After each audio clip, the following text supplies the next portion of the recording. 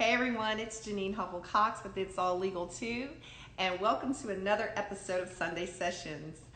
We have with us, or going to have with us, for our guest this evening, my childhood friend, newly published author, educator, mother, and just a woman of God. We're going to have with us today Melinda Wright Richardson. And so Melinda's going to be joining us in a few minutes. And in the meantime, we're just going to wait for some of our followers to come in, and I'm just going to give some shout outs real quick. I hope everyone is having a blessed day. And if you're a football fan, as I am, I'm a huge Steelers fan, and my team won today. So I am very happy about that. And hey, Mike Lee, aka Plushwork, is my editor extraordinaire, so he's responsible for all of the visuals for my promos and the editing on my interviews. So thank you. My god sister Varicia Glasper joined in. Welcome. Hey Varicia. Let's see, we have Gifted Cakes joined in. Beaming Beauty. Hello. Welcome. So I'm doing a little something different today. I am trying to I'm doing this broadcast from my iPad, so I hope that the visuals are just as good from my phone, but I can see a little bit better as far as comments and questions from my iPad. Hey, Phyllis Hamilton 67 joined in. Welcome. Let's see. Colleen Comage, I'm sorry if I pronounced your name incorrectly, joined in. Beaming Beauty. Hey. Welcome. So we really have a great discussion for you guys today. Melinda is going to be sharing her story about how she overcame trauma such as being molested as a child, being bullied as a teenager, and her walk, how her walk with God got her through, these trying times. And we're also going to be talking about her newly published book, Bent Not Broken. So she's going to be, giving us an insight into her newly published work. And, I know you guys are going to be inspired by her story as I have been as well. Let's see, we have Dr. April Wilson. Hello. Gemini Twist, my dear friend from law school, Kimmy Smith. Welcome. Chocolate Star 74 joined in as well. All right, you guys. Well, I am going to bring in our guest for this evening, Melinda Wright Richardson. So let me just get her in here. All right. And while she's waiting to come in, you guys, if you guys have any questions or comments, toward the end of our discussion, type those comments in and we'll get to them. And our guest for the evening is now on board, so to speak. Hey, Melinda. Hey, Janine. How are you, my dear friend? Say, I can't hear you. I said, okay, can you hear me now? Yes, just you might, move up. Okay. Yeah, I moved it up some. Yes, I can hear you now. How are you, ma'am? I am well, thank you. How are you? I'm good. You look so pretty. Oh, well, thank you. So do you. Thank you, ma'am. I have been waiting for this discussion, for this conversation. Right. For how long have we had this plan now? Oh, what? Probably about a month. Almost a month, right? It's been about a month. Yep. Right. Yep. We've had this plan for a month, and I was showing our viewers your book, Bent Not Broken. And so I told them that they're going to be inspired by your story, as I am. So we're just going to delve right into this. So I'm going to give you guys a little bit of background about Melinda. She is a graduate of Lane College. Correct? Yeah, right. All right. All right. You received your master's from Capella University? Yes. And I know you're working on your PhD, right? My EDD. ED. Okay. Yes, I'm working on it now. Okay. At Walden University. So I'm looking to be finished in 22. Okay. So yes. All right. And so you are also an ordained minister. Yes, I am a minister for Destiny Church here in Jackson, Tennessee. And the lead pastors there are, our lead pastors are Pastor Danny and Pastor Rhonda Pettigrew. Okay. So. And how long have you been affiliated with that church? 3 years. I've been with them 3 years, going into my 4th year. So yes, and it has been an experience, and I appreciate the teaching that I've been receiving. And trust me, my pastors pushed me to get to this point where I am now. They pushed me. So and the stretching, and I can appreciate that. So absolutely. So I just want to give a little bit of background about how you and I know each other. So both of our fathers are dentists, and they're best friends. And Melinda and I probably met, I don't know, when we were, I don't know, 7 or 8 or something like that, right? At one of the dental conventions. Yeah, so every year we would go, our parents would take us to the National Dental Association convention. So basically it's the Association for Black Dentists. Right. And we would have meetings in different cities every year, and, you know, we would go and meet up, and that's how I met Melinda. So, you know, we have grown up together, so to speak. Right. We did. All right. So I'm just going to jump into this conversation. Let's go ahead. I want to jump right in. Okay. All right. So I gave our viewers just a little bit of background about what we're going to be talking about today. Okay. It's in my promo that I, posted on the page. Right. It's in the comments. Not the comments, the description section on the promo as well. Okay. All right. And so I was telling them about your book. Okay. I have it with me too. All right, so I want you to tell us how you came about writing this book. What were the events in your life that are the basis for your book? And I want you to talk to us about how you got through these times and your reliance on God, first and foremost, to get you through, the trauma that you experienced growing up. Okay. All right? Okay. Woo, Janine. Woo. When I think back now, from a child to my preteen, and my teenage years, even my young adult years, I always knew there was something God wanted me to do. With experiences that I had in my life, I was like, something is not right with this. Back in those days, we couldn't go to our parents and talk to our parents and say, this happened to me and that happened to me. And I always had this fear they would never believe what I said.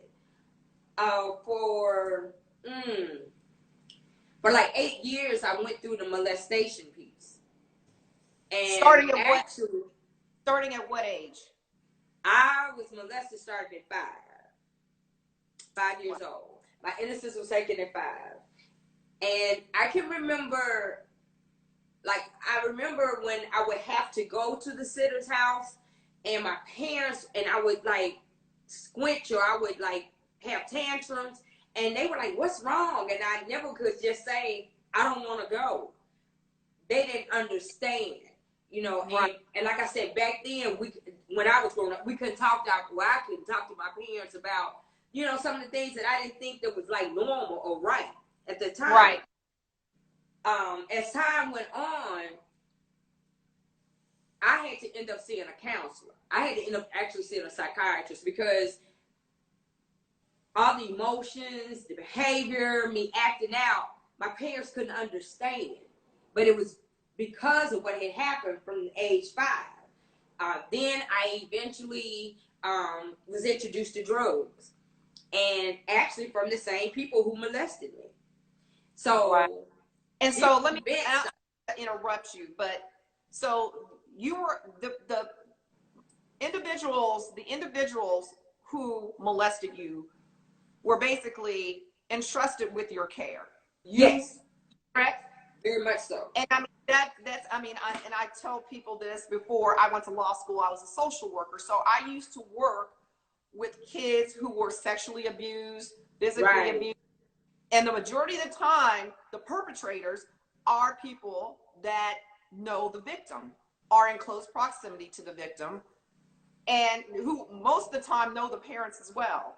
So I'm sorry, I didn't mean to interrupt. That's okay. Go ahead. I wanted to put that out there as well. Right. So, as growing up, having those events, just, event after event after event after event, I became very numb. And that's why I had to end up going to a psychiatrist, because of the fact I started acting out. One thing I know today, if you do not deal with whatever issue it is, you will act out in some shape, form, some type of behavior. It is going to come out. So with me going to the psychiatrist, I can remember going to the psychiatrist and they had me draw this picture, and it was supposed to tell something about my IQ. Right. And I was so frustrated because I was like, why am I drawing this picture? And I drew the picture, and I remember that the psychiatrist told my parents that my IQ was 0. And I was like, okay, I knew better than that. It was just because I didn't see the significance of me drawing and what was going on with me at that time. I didn't wear a sign on my back, but it was like, I wanted you to know something was wrong. Getting attention negatively or positive, I want this attention. I need you to, I'm screaming for attention. Please help me. But I didn't know how to ask for the help. So how were you acting out? You said that you began acting out. I began acting out where I think it is in the book. There's a place where I talked about, and this is going to high school, where I wanted to be accepted so bad. And the social life is as far as with my parents being, back then being a doctor, right, and being an educator. I had so many problems because I was not accepted by the Caucasian race, and I was almost not accepted by my own. It was like I got blamed for who my parents wanted to be. So I would do things like I actually stole a necklace, and that's in the book, from my mother to give to a guy because I wanted him to pay attention to me. That was because I wanted the attention because he was a popular guy and I liked him.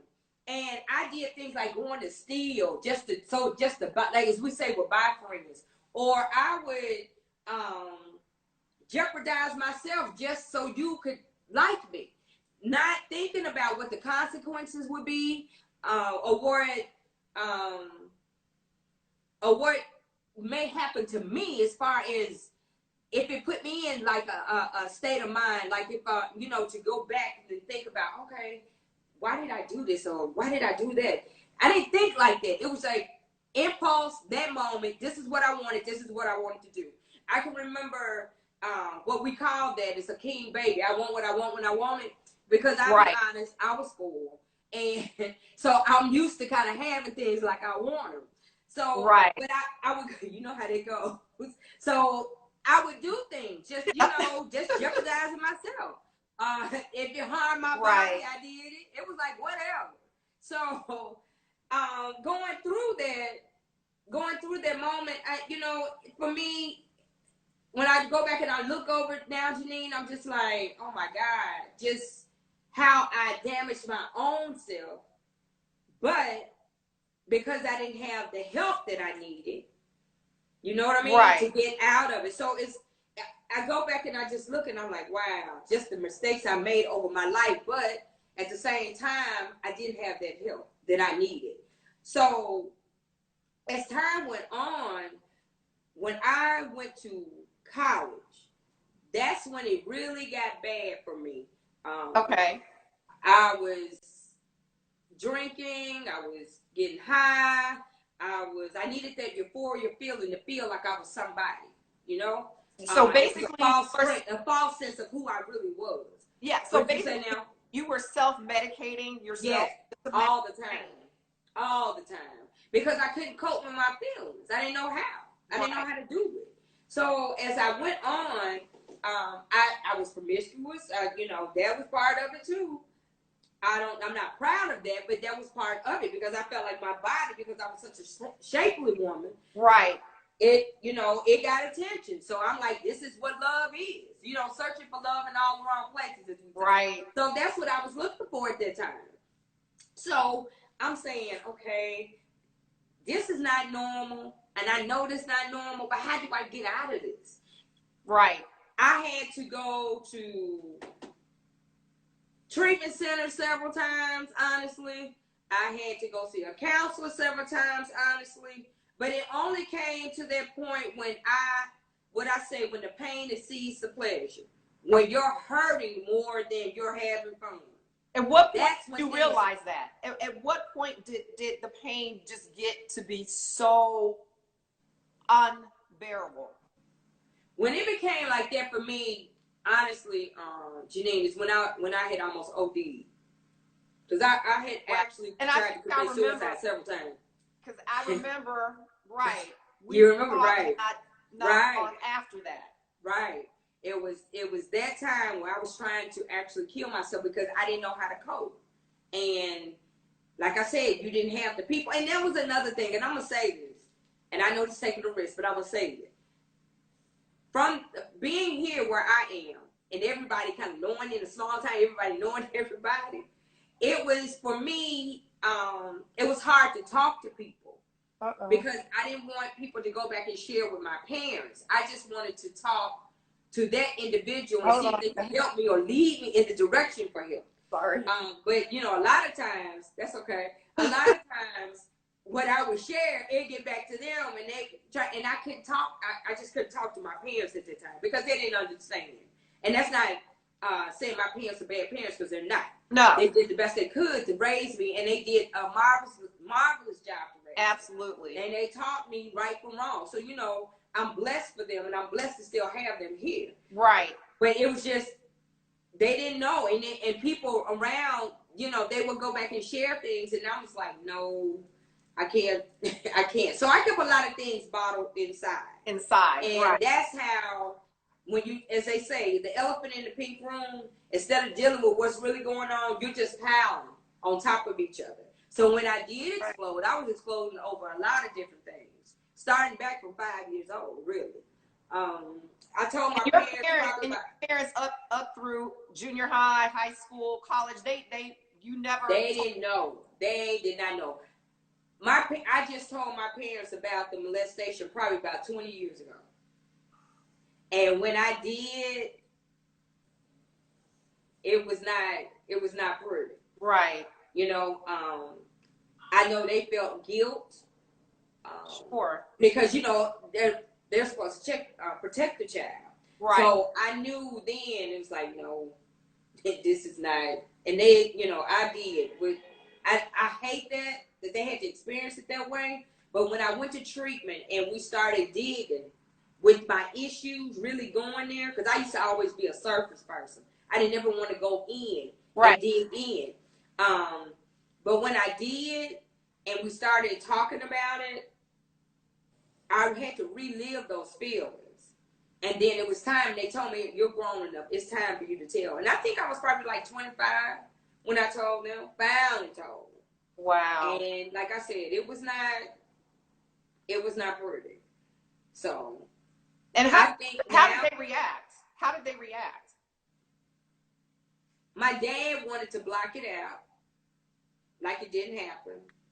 My mom was hurt because she was told by her mother and her sister, and before her mother died, that she needed to check into some things pertaining to me. Okay. You know?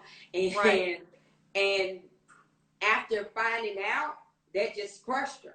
Because honestly, they were my parents' best friends. Children that this happened to, you know. So it's not, I'm not speaking against them. Don't misunderstand me. No, I can't tell you I have forgiven them. Right. That's why I'm able to go on. That's why I'm not being held hostage, because for so long they had so much power over me. It was to a point I could not even look them in their face. I was like felt guilty. And I'm saying, why am I feeling guilty? And I didn't do anything. But that's how I felt. Because I allowed them to control me. But until I got free, I was able to actually forgive them. If they came to me today, I could actually tell you, Janine, that I could hug them and bless them and go on. That's the true freedom. From inside out, that's the freedom. That is the freedom when you know someone has done you wrong. Right. And you can actually stand and you can honor them, you can bless them. Yep. And go on. And go on. That's freedom. That's true freedom. And they always that's say, the liberty that I had through Jesus Christ. So and that's what I want to talk about. At what point did you turn to God? I've always and yeah, trying to work through this. Right. I've always been in church all my life. It was when I actually went back to school, and I went back to college. So I'm a late bloomer is what we call it.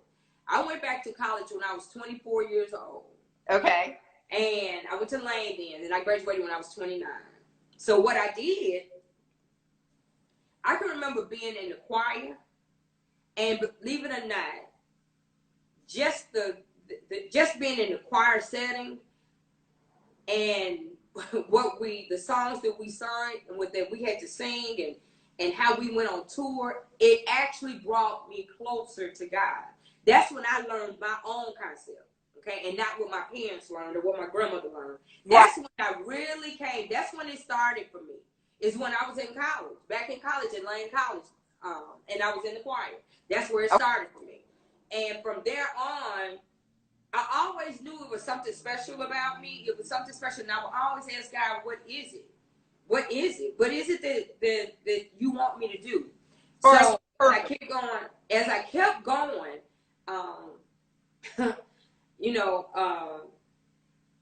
it's funny because I'm just now reminiscing over this now since we're talking about it. But as I kept going, I knew there was a special call for me. I just didn't know what it was. Right. And I can remember when I left college, I ended up getting married probably a year after. Right. And I ended up having my son. Yep. And I was working. I was a caseworker. Yep. And my former pastor actually worked at the facility where I was working. Okay. And I can remember him coming to me one day and telling me that you have a call on your life. And I was looking at him like, what? He said, you have a story to tell. And God really wants to use you. What I could appreciate about him, he didn't push me. What he told me to do, he told me to pray about it and let God show me. Right. I can remember going to visit his church. And I was just going, just visiting. I hadn't joined or anything. And one Sunday, it was on me so heavy. It was like the Lord was telling me to get up and walk down this aisle. And I was like, And that aisle seemed so long. Right. Finally, God, what is the name of it? I forgot the name. It's by Kurt Carr. I can't think of the name of the song right now. But anyway, that song was playing. Okay. And it was ministering to me so hard. What I ended up doing, before I knew it, I ended up getting up.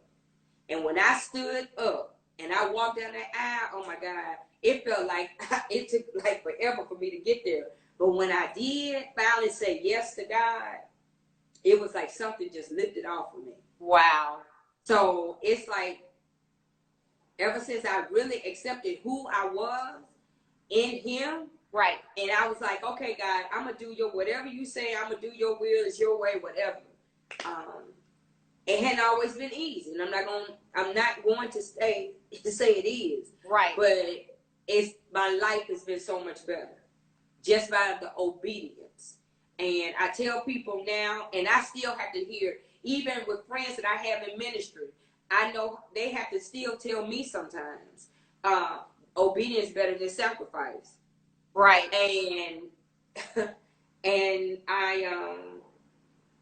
I just know how to obey. When I obey, it's so easy. But when I disobey, it gets hard. And that's even right today. So I'm learning how to obey. Even sometimes when I don't want to. Sometimes when I'm just hanging on by a thread. And I'm serious. Because I still have those days. Now, it's nothing like it used to be. Right. But you still have those days where it's like, okay, what's my purpose? Why am I here? What am I supposed to be doing? You know, Right. some days you just have to get up and dust yourself off and say, okay, I'm going to do this. Because I'm a fighter. I've always been a fighter. Absolutely. So, and that's one thing I've always admired about you, Melinda. Yeah, I'm a fighter. You're a fighter. Like you've never quit. You've never given up. Even when you were at your lowest point. Right. You kept coming back. You kept fighting back. And I mean, look at you now. I mean, I am just so in awe of you. Just knowing everything that you've been, well, not everything, but some of the things that you've been through. Right. And like I said, just knowing you from, growing up, from when we were kids.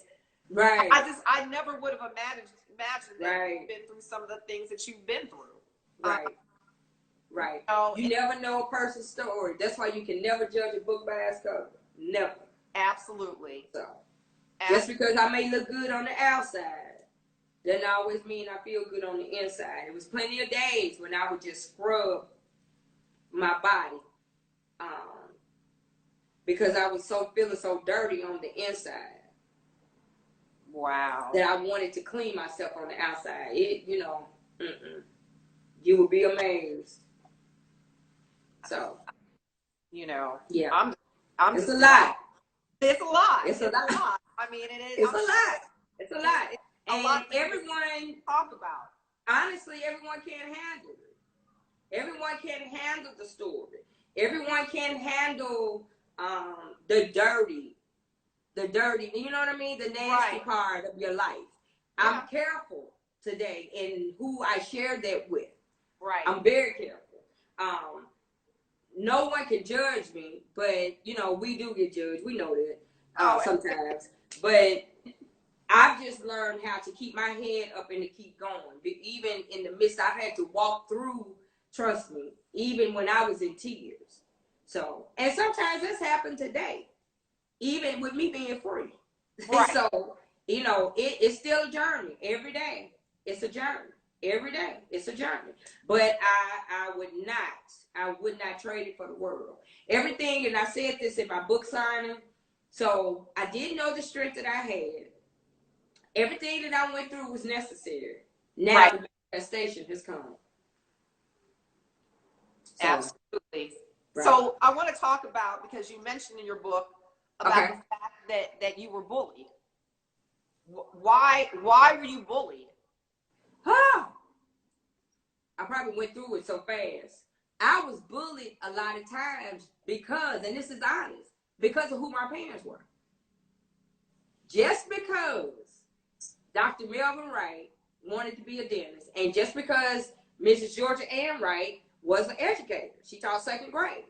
Back then, being a middle-class black family, that was the bully. And I think you and I had the same experience with that, especially growing up in small cities. Because our parents, like you said, I mean, my dad was one of the first black dentists to practice in Youngstown, Ohio. Right. My grandfather owned a funeral home, so people that didn't even know me just would judge me based on that fact alone, without even knowing me. They would think, oh, she thinks she's this and she thinks she's that, and I couldn't be further from what they thought. So there was always, like you said, this extra weight or extra burden that I had to bear. And I think this is what you're saying, that we had to, I guess, fight a fight that we didn't even we didn't even have anything to do with. We were fighting things. And I would tell my parents, I can remember telling my parents sometimes, I wish I was poor. And they would look at me like, why do you say that? That was because I was trying to fit in with the people that I liked. Not that they were poor, but it was because they didn't have what I had. So it was like, I'd rather, let me live like them. Let me be like them for a little while. So the normal, that's what I would call the normal. But because people would really get upset. Thought that you were better than them. Yes. That's even the case, just because of exactly. Yeah. Exactly. And it was like, oh God, if they only knew that. Hey, people ask me, they were like, oh, you had such the best life. And I tell them all the time, yes, my life had a lot of assets, but trust me, I had liabilities too. And the liabilities that I had to deal with, I don't think you would want to deal with them. Right. And that's honest. So. All right. Well, let's get into the book. And before we do that, I know when we were talking, you know, in preparation for our discussion today, you told me that the book was 20 years in the making. It has been. 20 years in the making. So what was the I guess the straw that broke the camel's back for me to write? What was the turning point that said that when you said, okay, I need to get this book out, like it's time, like it's beyond time? When you have a call and God has given you certain instructions, that it was like I had been writing a book for the last 3 years. It's been 20 years coming out. Right. The last 3 years I've been working on it. And the Lord gave me, it was back probably in January, February, March, somewhere around in there. And it was like, you have to get this book out and it has to be out by August. I promise you. That was it. Right. It was no, I didn't, you know, and I know people thought I was, you know, like crazy. I was like, he definitely told me I have to get this book out and I have to get it out by August. So I knew it was purpose for me. So that is the reason. That is the true reason that I had to go on and do it, because it was like, it's time. I put a post out not too long ago, and I said this at my event too, that it's your time, it's your turn, it's your time, it's your turn. And it's a new season. And that is where I am. It's my time, it's my turn, and it's my season. So anytime you got a mandate, it's that simple. You have to do what you're supposed to do. It's that simple. So that's how the book came on about, within 3 months. And I'm gonna give a shout out to my editor, who was my editor, and she was the graphic designer, Pastor Anita Parker. She's also a member of Wright, a member of Destiny Church. So she did an excellent job. She, you know, when I gave her the information, she went forward, and she made it happen. So I'm so proud of you. Okay, so real quick before we get into the book, I just, you know, we've been having some really, really good comments. So I just kind of acknowledge those comments, like, you know, my sister, teammate family, I am Aurora G. Miss Aurora G said, beautiful ladies. We have Coretta the stylist that says amen. Pegasus Forever 11. Hey, that's Jesse. Strong women. Yes, we are. Right. Beaming Beauty said, God is amazing. Renee said, so proud of you. Hey, Renee. Yes. And so, you know, I mean, let's go. Let's talk about Bent Not Broken. Okay. So the book, each chapter to the book, I had one of my close friends do an intro. So the first one was the Leaning Tree. So my girlfriend, Miss Kanita Barnes in Memphis, Tennessee, she did an intro about the Leaning Tree. And then the second chapter, which is my withered season, 2 of my classmates from Lane College, they saw me go through my withered season.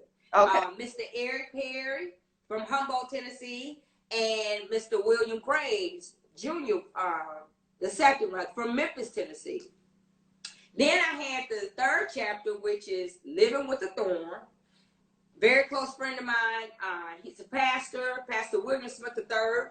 He had written the intro to Living with the Thorn. Okay. And then my girlfriend, Dr. Jada Grace, Memphis, Tennessee, she did Seed of Rejection, which is the longest chapter in the book. Right. And then my friend, she was actually the executive vice president of Lane when I was in Lane and working in Lane, because I still work there. And now she is the executive vice president of Tuskegee and the chief financial officer of Tuskegee, Dr. Sharon Burnett. She did the intro to Regeneration. So each chapter just kind of told you about my life, you know, as a leaning tree, how you can lean, how you can bend, but you won't break. Your wither season, Right. where even in my wither season, I ain't have to die. That if I still had life and breath in my body, I still could get up and I still could bloom. I still could go forward, which is happening now because I'm blooming. Right. The living with the thorn, that piece. Oh wow, you know how he talks about. Now explain. So let's just go back. So I want you. Okay, you want to go back to the leaning tree? Right. So okay. what? So tell what me part of the leaning tree you want to go back? That's why I got the book. So tell us what is the leaning tree? What does a leaning tree mean? Woo! Just briefly, because I mean, we want people to go out, and we're going to tell you where you can purchase your copy of Bent Not Broken. But okay, so I let's just talk about the leaning tree. What is the meaning for each chapter, so to speak? Okay, so the leaning tree. The question is, can a leaning tree be fixed? That's the question that's in the book. Okay. And a leaning tree can be fixed. Okay. So we have.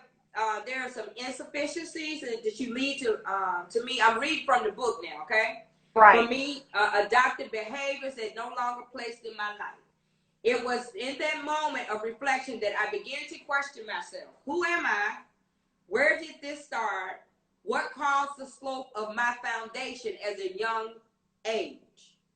So, previously the question arose in regards to possibility of the leaning tree being fixed.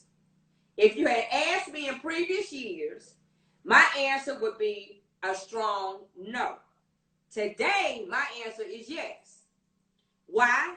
Because I was that leaning tree. Trials and tribulations that weigh you down. You know, say they can get so heavy. You wait, you leaning, you rocking, you right. shaking, you know what I mean? Right. Like that's how the leaning tree through loops, basically. Right. That's how the leaning tree came about. Right. So, it would be weight. Like, oh God, I'm just bending all the way over. But one thing about me bending all the way over, I never failed. I wouldn't break. I didn't break. And when I say break, I'm saying losing my mind or ending up in somebody's institution. I'm for real. Right. Or what's another one? Self-harm, just self-affliction on my own self. I didn't do that. I just dealt with whatever was dealt. You know how we say whatever cards are dealt, that's what we deal with. That's how we did. That's what I had to do. I had to play the cards. Whatever hand I was dealt, I had to play them. Now, did I like it? No. So that's how the leaning tree came about. Dealing with the trials and tribulations. That's where the leaning tree came from. Okay. I see. I don't want to tell too much of the book. No, that's what I'm just saying. Let's right. talk about what the meaning of each chapter is. Right. Like I said, we want people to go out and buy the book. Right. Please go out and buy it. I truly believe it'll be a blessing to anyone who buys the book. I truly believe it'll be a blessing. But now, when it came to the wither, my wither season, that's when I was drying up. And that's why I have in there where it says, even with the wither, even when I'm withered, doesn't mean I have to die. Let me read that correctly. I'm paraphrasing right now. Right. 29.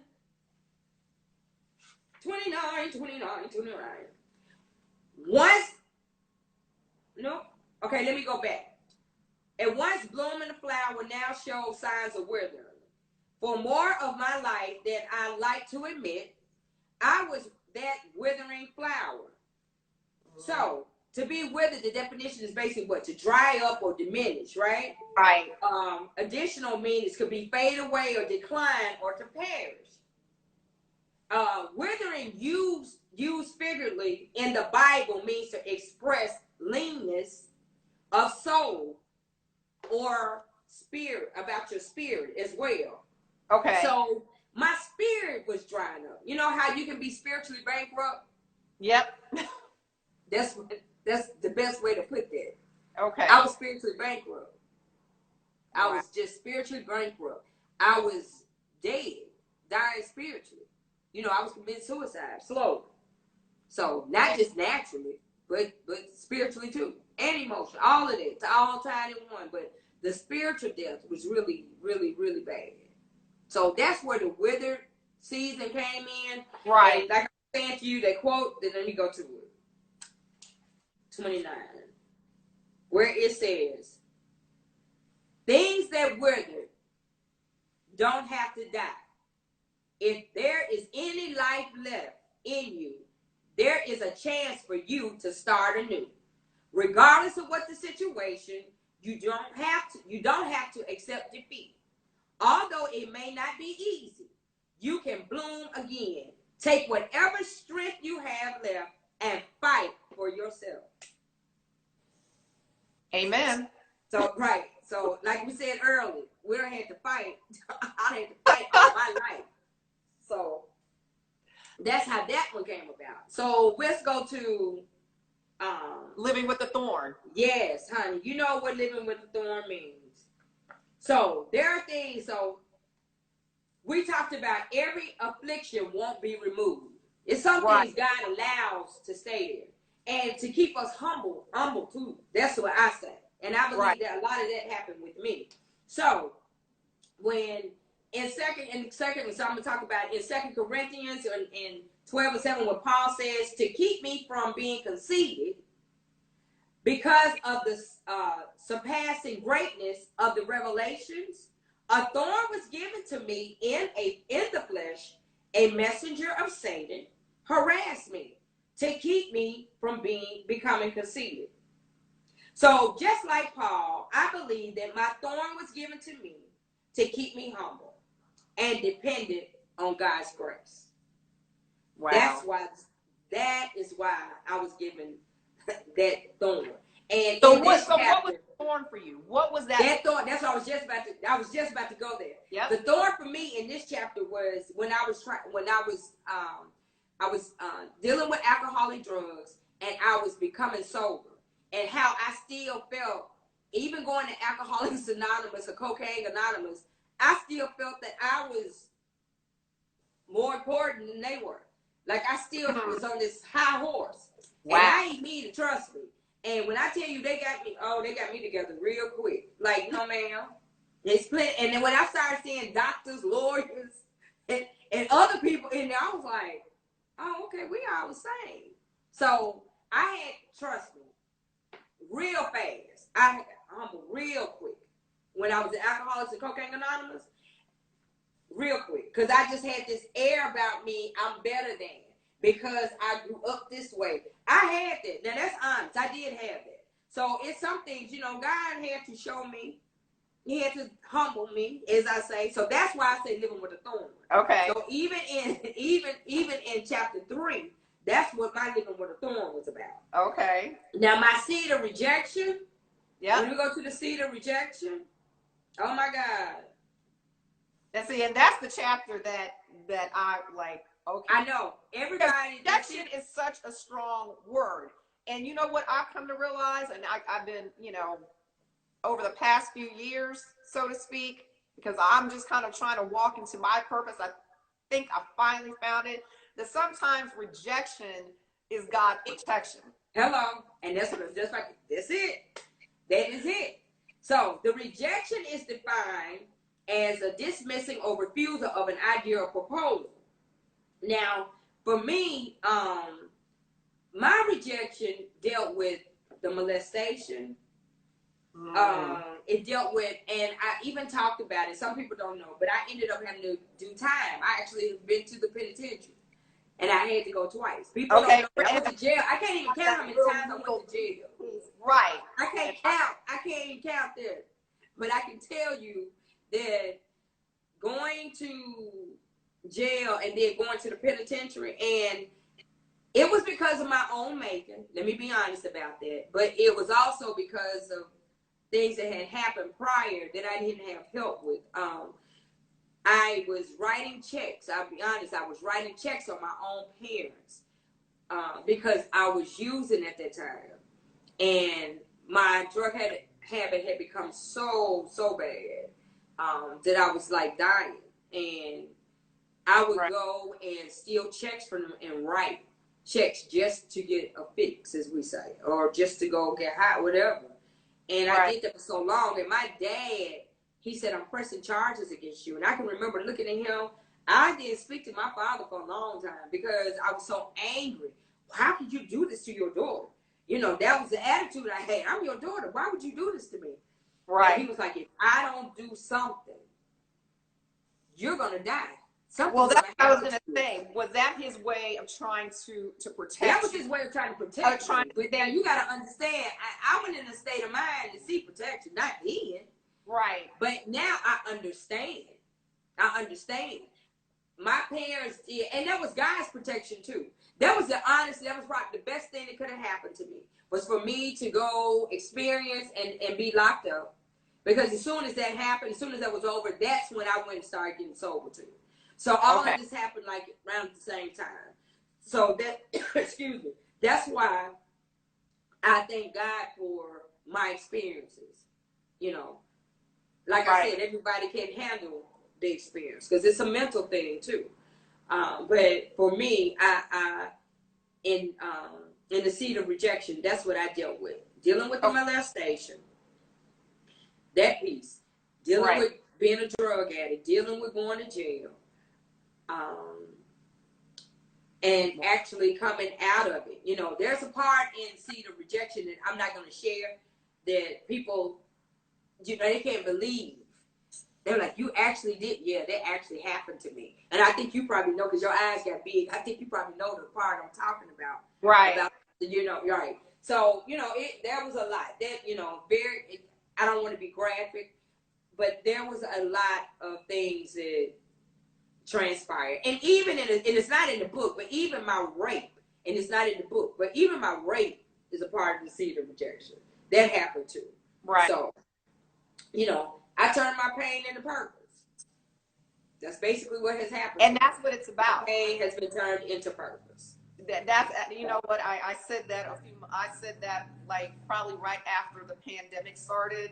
Right. I just, you know, I was just dealing with a lot besides the pandemic. Right.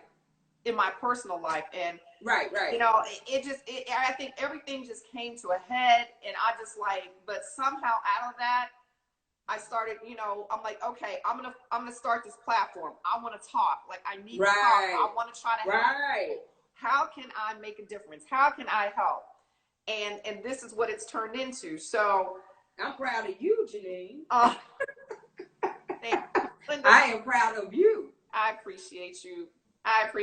So, and I want to talk about, how did you get the strength to be able to share your story? Because, you know, and as I said this, when what you just said, the things that we go through in life, the traumas and the trials and the tribulations, I think God lets us go through in order to be able to help somebody else along the way. So how did you get the strength to come forward and be okay with telling your story about what happened to you? I had to work through the shame. And for me, this may not make sense. It may not make sense to everyone, but it makes sense for me. Me talking about what happened was like an unlocking. Okay. And the more I unlocked and unstuffed, the better I felt. And I was walking through not feeling ashamed. Okay. Some people felt that was attention. No, that's not attention, because to me, that's nothing to be proud of. Right. But for me, the more I talked and was free, that's where the freedom came from as well. The more I dealt with what was really going on with me and facing who I really am, you know, I looked at myself in the mirror. I can't hide. I got this. This is who I am. So let me talk about who I really am. I got tired of having the layers on me. I got tired of wearing the mask. So I had to peel. And God is still peeling. Right. But that's what happened for me. The more I talked, it was like things were being unlocked. There you go. And it was a release. Yep. So I had to do this. I could not walk around and just be balled up. Like, I can't live like that. People who know me know right today that I'm not one who can hide emotions. they can look at the look on my face, and even though I try my best not to show, right, but they can look at me and be like, Melinda, what's wrong? What's going on? right. I have to let it go. I have to talk about it. I have to get it out. But now, one thing that I have learned, sometimes you can talk too much, and some people take what you say and right. use it against you. So you have to have that circle who you know that understand you, don't judge you, Right. who you know God has put there to help you, right? And the main thing is to have a relationship with God. I mean, I promise you, Amen. if you had a relationship with Him, like we like this. Yep. Even times when I don't agree with what God is saying to me, and I might go to one of my friends and say something about it. Yeah. But they always bring me back to, you know, all things work together for the good. Yes. All things. Even when I don't understand. Even when you don't understand it and you can't see it and your outside circumstances may be saying something else. So that's how, you know, that's what happened for me. So that's where I had to walk through that shame. Right. Because I'm telling you, that shame can have your head down. The shame will beat you up. Ooh. So I got tired of wearing that on my back. I was like, I can't do this. I'm better than this. So that's what happened for me. And when I began to talk, it began to unlock. That's what happened for me. Okay. So that's how I was able to walk through to open up and say, I'm about to tell my story. It's time. It's time. Before I forget, let me talk about the last chapter, which is Regeneration. Yes, please. That's the one that, and Regeneration is the one that talks about, it's springtime. It's time to bloom. Everything that happened and it came together. That's why I go back to what I said. The strength, didn't know the strength I had. Everything I went through was necessary, but now it is manifested. Right. See, so that's what happened in Regeneration. Okay. So everything I went through, it came back full circle. So my purpose, here I am. This is my purpose today. This is who I am today. I'm a new creature in Christ. Old things passed away. So I trust the Lord with all my heart. Not lean not to my own understanding, but all my ways I acknowledge Him, and He shall direct my path. You know, He's a lamp to my feet and a light to my path. That's what it is for me today. Wow. So has it been easy? No. It doesn't get hard sometimes, yes. But I know God knows best. I don't. So every day I just ask Him to give me the blueprint or the instructions of what it is that you would have me to do. Right. You know, another thing that I do too is I read declarations. So I have to get in the mirror and talk to myself. Okay. I have to do that daily. I have to do that daily. So to believe, to keep my mind right. Right. Because the enemy was whisper if I let him. So I have to keep my mind like staying on Him. I have to keep my things above. So that is a process. And I do that daily. So but yes, ma'am. I am so, like I said, I am so proud of you. I applaud your struggle. I applaud your journey. I applaud your transparency. Yes. And I just want to thank you for coming on to my platform to be able to share your story, you know, with others. And like I said, I know that your story, your testimony, that's also in your book, Bent But Not Broken, is going to touch the life of somebody else. Yes. Tell us where can we purchase a copy, or where can the copy of your you book? Can go to my website. I have a website, you all. So I appreciate it if you would please go to my website, which is www.melindawright.org, and you can purchase the book from my website. Also, you can follow me on Facebook, Melinda Wright. You can follow me on Instagram, which is Wright_Melinda. And you can follow me on Twitter as well. I don't think I have my Twitter account up, but my Twitter is Minister Melinda. And what's my other? Did I have another one out? No, that's it. That's all. Okay. Those are all. Yeah, those are all. So Facebook is Melinda Wright. Instagram is Wright_Melinda. And Twitter is Minister. It is MI_Melinda. And then my website is www.melindawright.org. And you guys, I'm going to be basically posting our discussion today on Instagram, so I'll put all of that information in the also, so that they can go back and watch it. And please be sure to tell your family and friends to follow us at It's All Legal too, so that they can go back and watch this awesome discussion and Melinda's story. I just want to thank you, Melinda, so much. And just thank you for asking me. No, it's my pleasure. I mean, like I said, this is the purpose of my platform, is, you know, to and I'm so proud of you. Celebrate. I mean, I promote. Really am proud of you. After our conversation yesterday, I am so proud of you. So you continue to do what the Lord has you doing. Okay? Thank you. See, I'm gonna start getting emotional. I'm not gonna do that right now. So real quick, because we have about 5 minutes left, I'm just gonna see. Everybody is just saying, Dr. April Wilson, job well done, Melinda. Let's see. Renee said, thank you for sharing your journey and your testimony, Melinda. Me1421 said, I am so very proud of you, Melinda. My friend Kim said, thank you. Can't wait to buy the book. Chocolate Star 74 said, awesome work. Nuff said, 007 said, stand on that word, Melinda. Right. Release Global Ministries said, that's good. And I remember seeing my sister-in-law, Dawn Florio, come on here as well. You know, I am just, again, so proud of you. And I know that you're working on a follow-up to Bent, Not Broken. So when can we expect to see the follow-up to your book? Right. Because there's going to be a follow-up to the book. Right. So when are you in the process of writing it? And I have thoughts of writing. I do have thoughts of writing. Okay. I believe that, honestly, Janine, today, and I'm being honest, today has taught me that being beat, and that's the, you know, being not broken, is going to be a ministry. Period. Wow. I you know, it was confirmed through this today.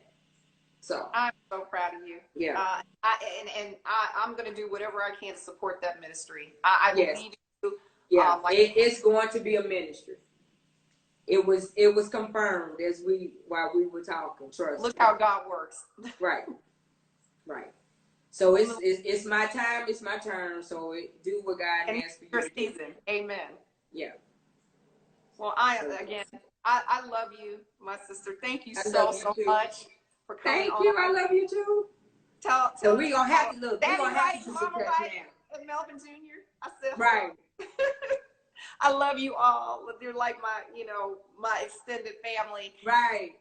And we are going to be in touch. You guys be sure to follow Melinda on all her social media platforms. And we are basically out of time, guys. So I just want to thank each and every one of you for coming on and, tuning into our discussion today. And like I said, I'm going to be posting this as soon as it ends on my IG stories. So please be sure to tell your family and friends about it so they can be inspired by Melinda's story as well. And next week, we have my HU sister, who I saw on here, Dina Burton, who is a world-renowned fashion designer. And she's going to be sharing her story with us next week at It's All Legal too on Sunday sessions. So Melinda, again, thank you so much for coming on and sharing your story. Oh, thank you. And thank you for this book. Thank you for the inspiration. Yes. I just wish you nothing but continued success, my sister. Thank you. And the same to you. Thank you. Love you. Mwah. Love you.